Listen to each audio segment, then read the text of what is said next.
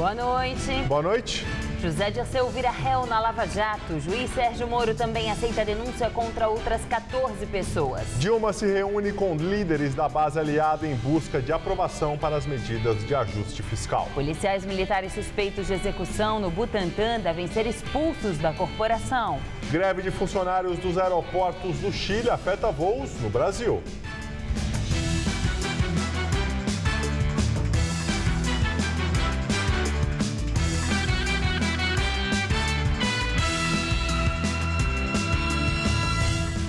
Secretário de Segurança Pública afirma que os 11 policiais suspeitos de execuções no Butantã serão processados e expulsos da corporação. Alexandre de Moraes também rebateu a declaração do ouvidor das polícias do estado, Júlio César Fernandes Neves, que disse que acredita que há um grupo de extermínio entre os PMs. Foram as imagens de policiais matando suspeitos desarmados e rendidos no Butantã, na zona oeste de São Paulo, e outras denúncias que chegaram à ouvidoria que fizeram o ouvidor da Polícia do Estado afirmar que há policiais militares que se organizam para fazer justiça com as próprias mãos. Em um estado onde só o ano passado nós tivemos 801 vítimas em supostos confrontos com policiais, é difícil deixar de imaginar que não exista pessoas agrupadas, sendo elas denominadas de grupo de extermínios ou qualquer outro tipo de grupo, com a intenção de fazer justiça com as próprias mãos. É uma declaração, eu diria, panfletária do nosso ouvidor, sem nenhuma base. E a segunda é que ele estaria sendo ameaçado. Se ele está sendo ameaçado, eu já me coloquei à disposição, pedi para entrar em contato com ele, que coloque quem o está ameaçando. Não, eu nunca fui ameaçado, mas a pergunta que me fizeram foi se eu sentia medo dos policiais assassinos. Eu falei, é óbvio que eu tenho sentimento de medo, como todos têm. A ouvidoria foi criada pelo Conselho Estadual de Defesa dos Direitos da Pessoa Humana para receber denúncias, críticas, sugestões e elogios sobre a conduta de policiais civis, militares e da polícia científica. As denúncias são encaminhadas para as corregedorias e para o Ministério Público, mas a ouvidoria não tem o poder de investigá-las. A cada 2 anos, 11 conselheiros, representantes da sociedade civil, poder legislativo e judiciário, elegem uma lista tríplice que é enviada ao governador do estado. Júlio César foi indicado pelo governador Geraldo Alckmin. O governador negou a existência de grupos de extermínio na Polícia Militar. Em um evento da OAB de São Paulo, o secretário de Segurança Pública, Alexandre de Moraes, disse ainda que os 11 policiais envolvidos no caso das mortes no Butantã serão expulsos. Eles vão ser processados criminalmente, eles serão expulsos da Polícia Militar. Agora, esse caso não tem nenhuma relação com o grupo de extermínio. Mais um ataque a caixa eletrônico na Grande São Paulo. Pelo menos 10 homens invadiram no final da madrugada uma agência do Bradesco em Embu das Artes. Os assaltantes tinham até metralhadora com mira laser. Eles estouraram a porta do banco, mas não conseguiram levar o dinheiro. A polícia chegou e houve troca de tiros. Aqui onde tudo aconteceu, a gente percebe que os criminosos conseguiram apenas atingir o primeiro caixa eletrônico e nem conseguiram pegar o dinheiro dele. Agora, isso foi depois da primeira explosão. Quando eles iam fazer a segunda explosão, a polícia chegou, começou a troca de tiros e todos os criminosos conseguiram fugir. Por isso, a polícia passou o dia aqui na região tentando encontrar testemunhas no comércio, se há alguma câmera de segurança com imagens daquele momento. E, inclusive, eles encontraram um carro que os bandidos fugiram. Nesse carro havia marcas de bala e também de sangue. E por isso, eles fizeram uma varredura em todos os hospitais da região para saber se alguém deu entrada machucado.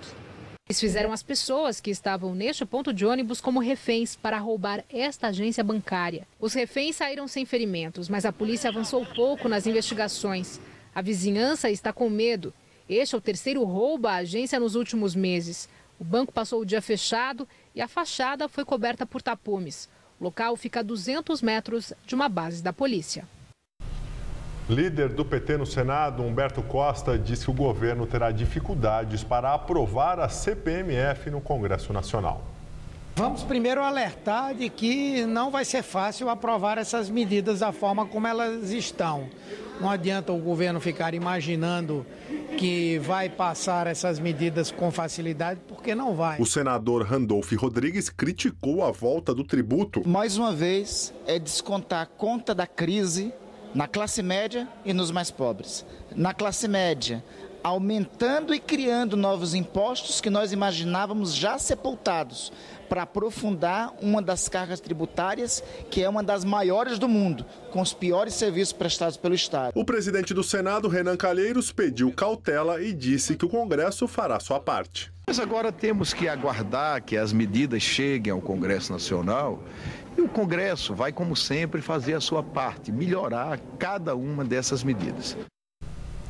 O presidente da Câmara, Eduardo Cunha, voltou a criticar o retorno da CPMF. Ele afirmou que a cobrança é insuportável e que irá prejudicar a economia do país. O ministro do STF, Marco Aurélio Mello, afirmou que o aumento de impostos no contexto atual é um confisco. O presidente Dilma Rousseff se reúne no Palácio do Planalto com líderes da base aliada em busca de condições políticas para aprovar as medidas de ajuste anunciadas ontem. Após o encontro, ela declarou que a proposta da CPMF que vai para o Congresso será de 0,20%. Nos bastidores se cogita uma alíquota maior para contemplar estados e municípios. A tentativa de recriação da CPMF visa reequilibrar as contas públicas, hoje deficitárias. Quem aprova a CPMF é o Congresso. Essa CPMF que estão chamando, a gente também, ela é diferenciada porque ela é destinada fundamentalmente para a Previdência. E ela é provisória. Por quê? Porque nós sabemos que este período tem uma depressão cíclica na Previdência. A nossa proposta é carimbada, ela vai assim.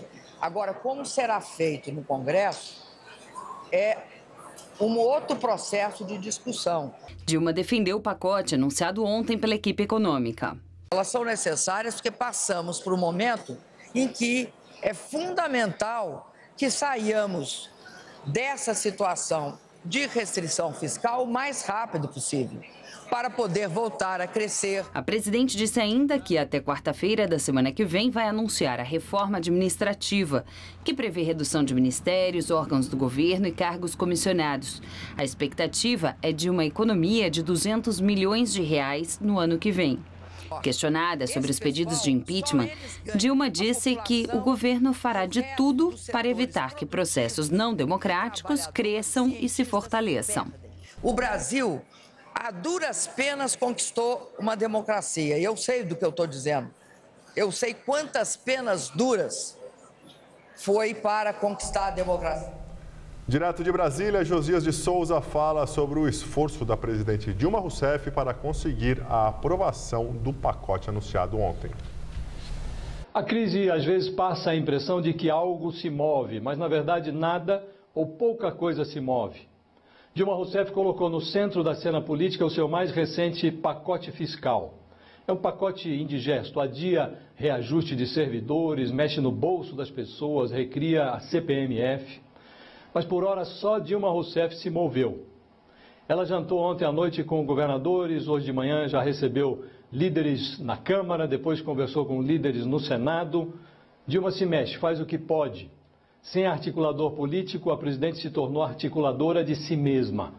Mas a atmosfera de desconfiança ainda é muito grande. Dilma não tem o apoio decisivo nem do PT. Acontece agora um fenômeno que não acontecia antes. Os governadores de estado já não têm tanta influência sobre as bancadas dos seus respectivos estados. E os líderes também já não falam pela totalidade das suas bancadas. Hoje no Senado e na Câmara, cada deputado, cada senador é um cacique de si mesmo. Isso torna o processo de negociação mais complexo, mais arrastado, no momento em que o governo tem pressa. Além de tudo isso, Dilma enfrenta um problema adicional. Governar é mais ou menos como desenhar sem borracha. O que foi feito não pode ser apagado e Dilma fez muita coisa. Agora a presidente persegue um tipo inusitado de eficiência. As pessoas olham para o governo dela e dizem isso é que é governo eficiente.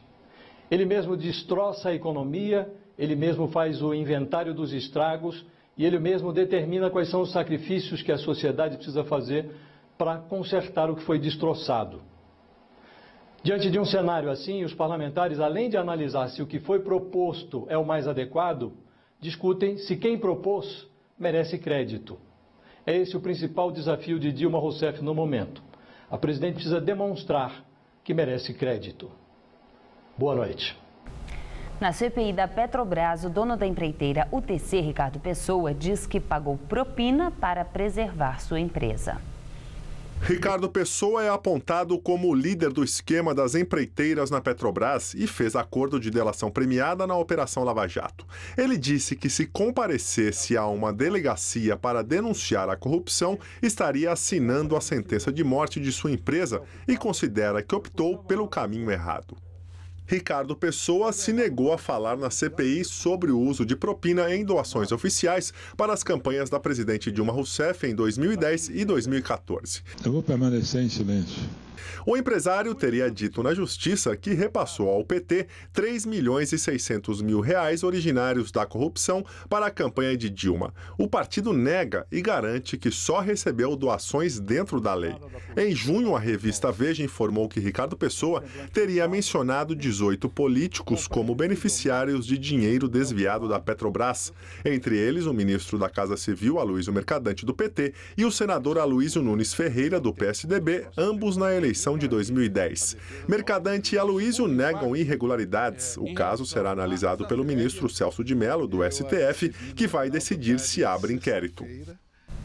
O deputado federal Paulo Maluf se tornou réu pela 4ª vez no Supremo Tribunal Federal. Ele é acusado de falsidade ideológica por fraudar a prestação de contas da campanha de 2010. Segundo o Ministério Público, quase R$ 169 mil em despesas foram pagos pela Eucatex, empresa da família dele, e esse valor não foi declarado à Justiça Eleitoral. A defesa nega qualquer irregularidade cometida por Maluf e responsabiliza a coordenação da campanha. O deputado já responde a outras 3 ações no Supremo por superfaturamento de obras e desvio de dinheiro quando era prefeito de São Paulo. Ele também nega esses crimes. Uma exposição conta um pouco da história da imprensa negra no estado de São Paulo. Desde os primeiros jornais até chegar à internet, esses periódicos reivindicam principalmente a igualdade racial. O site, criado em 2008, logo alcançou 2 milhões de acessos por mês e se transformou em uma agência de notícias. Entre as reportagens, temas variados como economia, política e entretenimento. Cláudia escreve para o portal desde 2013 e diz que são muitos os desafios da chamada imprensa negra. Embora sejamos a maioria da população no Brasil, ainda enfrentamos muito com a questão da discriminação, do preconceito racial, seja no emprego, seja na sociedade, seja nas relações. Então a gente ainda vai enfrentar muito, mas a mídia é um grande parceiro. Ele é um componente muito importante para que a gente possa explicar, vir a público, dar mais informação. Os primeiros periódicos para o público negro surgiram no país e em São Paulo no século XIX. Flávio é um estudioso do assunto. O jornalista também escreve em publicações voltadas para os negros. Uma característica dessa imprensa é o fato dela questionar o racismo, né, a discriminação, né, mas ela não está interessada no conjunto da população negra, ela está interessada nesse pessoal que já era liberto. Embora a imprensa negra tenha sido criada para um público segmentado, logo ganhou diversos leitores, especialmente com o fim da escravidão. Os periódicos noticiavam eventos sociais, esportivos e festas, mas se tornaram também uma das principais vozes que reivindicavam a igualdade racial. Uma exposição em São Paulo mostra um pouco desta história contada pelos jornais da época. O Menelik, de 1915, foi o marco fundador da imprensa negra paulista. Entre os principais objetivos da publicação estavam a valorização e a inserção do negro na sociedade.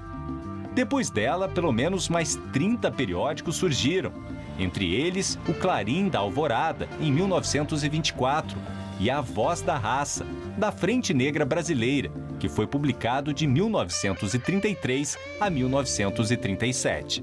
Dá para dizer que a imprensa negra surgiu lá atrás, né? E continua sendo necessária porque os grandes órgãos da imprensa, a imprensa estabelecida não cobre. É uma voz que reivindica os direitos desse segmento.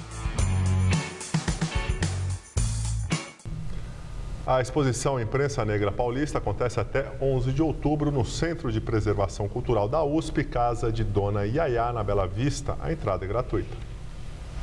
Faltando menos de 10 dias para o início da primavera, as temperaturas dispararam em todo o estado de São Paulo e chegaram aos 30 graus aqui na capital. Também fez sol no interior e a chuva deu uma trégua. Vamos à previsão com Mariana Armentano.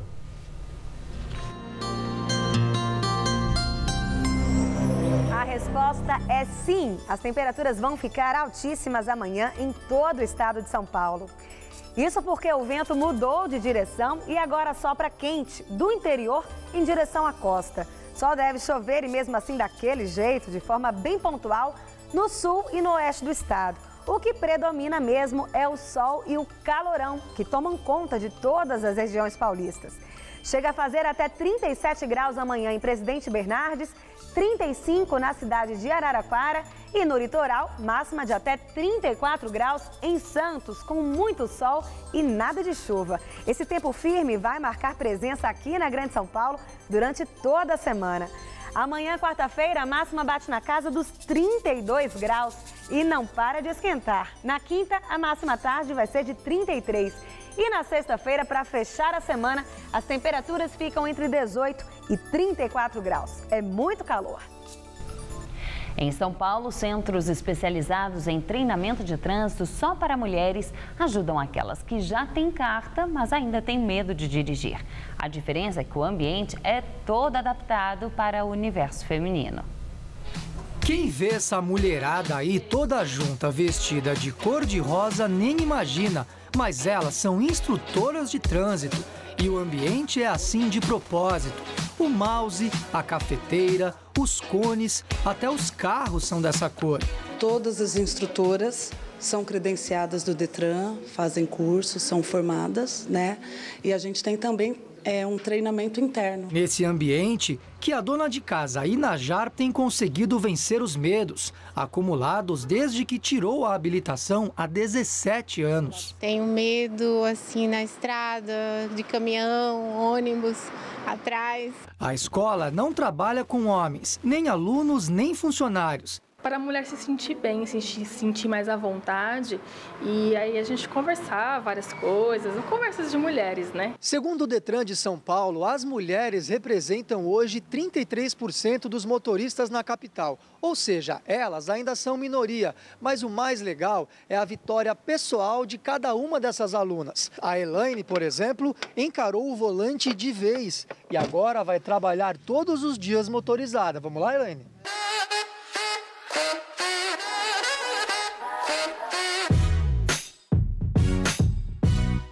Mas antes de dominar o carro, ela passou muito sufoco. Eu pegava no volante, começava a tremer, tinha medo de bater alguma coisa assim, fazer alguma coisa errada. Eu não tinha muita confiança em mim mesma. Hoje já tenho. Elaine fez aulas neste outro centro de treinamento só para mulheres de São Paulo. Aqui o ambiente também é cor-de-rosa e, em alguns casos, as alunas passam por sessões de terapia com uma psicóloga. A mulher ela não é estimulada à direção, né? Quando você para pensar na infância, quem é que brinca de carrinho? É o homem. A mulher ela é muito mais cuidadosa, ela é muito mais prudente, né? Até porque nós somos estimuladas ao cuidado. A seguir, greve de funcionários do aeroporto do Chile afeta os voos da Gol, da TAM e da LAN. A difícil travessia dos refugiados. Hungria fecha a fronteira com a Sérvia e prende dezenas de pessoas que tentaram entrar ilegalmente no país. O programa Mais Médicos do Governo Federal é muito mais que médicos. Para a dona Larissa, é mais atenção, com atendimento completo e humanizado. Para o doutor Felipe, é mais proximidade com seus pacientes. E para todos nós, é o governo federal trabalhando para oferecer mais saúde a 63 milhões de brasileiros que não tinham atendimento médico. Confira as ações do programa na sua cidade. O Brasil do Mais Médicos é o Brasil que cuida, educa e avança. A mentira tem perna curta. tem e, infelizmente, a memória também. Por isso, nós estamos sempre de olho para fiscalizar serviços públicos e promessas políticas. TV Gazeta. Bom te ver sempre bem. Se você quer estudar jornalismo, relações públicas, publicidade e propaganda ou rádio, TV e internet, a Faculdade Casper Liber é o seu lugar. Quer conhecer? Eu te levo! Aqui a gente aprende na sala de aula e também em laboratórios de rádio, fotografia, edição de imagens e estúdios de TV. Você também pode colaborar em revistas, sites, programas de TV e rádio laboratoriais. E tem oportunidade de estágio dentro da Fundação Casper Liber. São mais de 60 anos de tradição numa localização incrível. Faculdade Casper Libero, formando os melhores profissionais da comunicação. Quer saber mais? Acesse nosso site. Tiago acaba de fazer a melhor entrevista de emprego da sua vida. Tiago saiu do Rio de Janeiro, mas o carro teve uma pane. Amanda, do Centro de Controle, avisou o seu Jair, motorista do guincho. Sem os investimentos em segurança do Grupo CCR, o seu Jair não teria ajudado o Tiago a chegar a tempo em São Paulo. E a entrevista seria assim. É para facilitar a vida de todos que o Grupo CCR trabalha, cuidando de rodovias, para que todos tenham as melhores entrevistas e os melhores momentos de suas vidas. CCR, é por aqui que a gente chega lá. Hoje no Todo Seu. Eu lembro de ver esse bonitão ainda moleque arrebentando nas novelas. Anos depois, ele continua provando seu talento nato. Tiago Martins, ele vem bater um papo aqui com a gente. Esther Rocha traz os fuxicos dos famosos e ainda prepara o prato preferido de Frida Kahlo. E no musical, a deputada com mais ritmo da história da nossa democracia, Leci Brandão.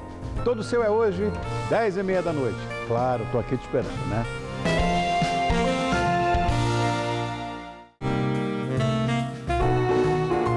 Oferecimento Bombril, os produtos que brilham como toda mulher.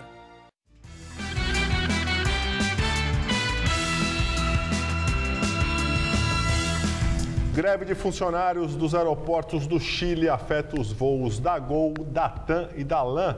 Voos previstos para hoje entre o Chile e o Brasil foram reprogramados. A greve de 24 horas afeta todos os aeroportos do país. Os funcionários da aviação civil exigem melhores condições de trabalho. 133 operações de partida e chegada foram canceladas. 22 mil pessoas não puderam viajar. Os números oficiais são de 70% de adesão. O sindicato fala em 90%. As operações devem ser retomadas a partir de meia-noite. O presidente da Bolívia, Evo Morales, critica relatório americano sobre o combate ao tráfico de drogas. Evo Morales criticou um relatório do Departamento de Estado americano e disse que a luta do Estado bolivariano contra o narcotráfico é modelo para o mundo. Ele afirmou que foi a política antidroga de Washington que falhou em países como a Colômbia. Evo Morales está no poder desde 2006. Em janeiro deste ano, tomou posse para seu terceiro mandato e quer modificar a Constituição para aumentar o número de reeleições. O projeto de lei será submetido ao parlamento e, caso seja aprovado, deve passar por um referendo popular. Evo Morales afirmou que a Bolívia não é uma ditadura, por estudar a possibilidade de uma nova reeleição. A chancelaria do México confirmou a morte de 8 turistas mexicanos no Egito, no ataque realizado no domingo pelas forças de segurança egípcias contra um grupo que viajava pelo deserto. O grupo de 22 turistas tinha estacionado 4 veículos para um churrasco perto do oásis, quando os aviões e helicópteros do Exército abriram fogo. Eles teriam sido confundidos com militantes islâmicos, que estavam sendo perseguidos. A ministra do Exterior do México, Cláudia Ruiz Massieu, viajou ao Cairo para dar apoio aos sobreviventes que estão hospitalizados e levar de volta ao México os corpos. O governo do México exige do Cairo uma investigação completa sobre o incidente. Hungria fecha a fronteira com a Sérvia e prende dezenas de refugiados que tentaram entrar ilegalmente no país. Os refugiados que chegaram depois da meia-noite não puderam mais passar. O governo também decretou estado de emergência em 2 regiões, dando poderes especiais à polícia. Pelo menos 60 sírios e afegãos que atravessaram a fronteira por baixo da cerca de arame farpado foram presos. O Alto Comissariado da ONU para Refugiados acredita que as pessoas que partiram da Síria já estão fazendo planos de caminhos alternativos através da Croácia e da Eslovênia. A Alemanha e a Áustria querem uma cúpula de emergência da União Europeia na próxima semana. O objetivo é discutir o apoio aos países de origem dos imigrantes e como acolher as multidões que chegam à Europa. Na costa da Turquia, mais uma travessia clandestina se transformou em tragédia. Pelo menos 22 imigrantes morreram afogados e mais de 200 foram resgatados quando um barco naufragou no mar Egeu, enquanto tentava atravessar para a ilha grega de Kos. O barco de madeira afundou a cerca de 2 quilômetros da cidade de Bodrum, onde o corpo do menino sírio Aylan Kurdi foi encontrado. A edição das 10 do Jornal da Gazeta termina aqui. Boa noite. Fique agora com o Rony Von, todo seu. Uma ótima noite para você e até amanhã.